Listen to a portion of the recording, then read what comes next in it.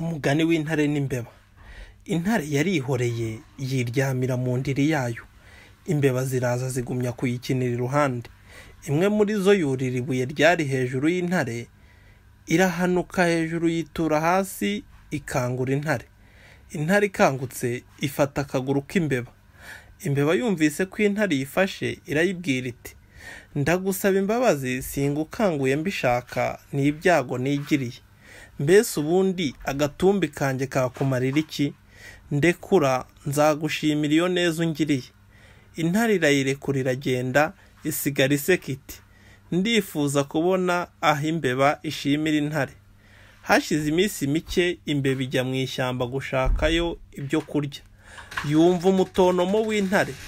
Ya mbeba iribwira iti, ngiye kureba icyo kintu ahari kiri mu makuba. Imbeba ijya kureba aho yumvise icyo kintu gitakira.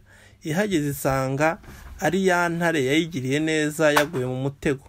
Imbeba ngo yikubita amaso irayibwira iti, hinga nze mugenzi wanjye ngerageze kugukiza.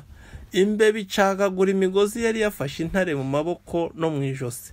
Nuko intare nayo ibona ubuca ya migozi yari yayifashe amaguru, ibona intege noneho zishwanyaguza wa mutego ku neza y'imbeba kandi ariyo ntoya. Gira so yiturwa indi.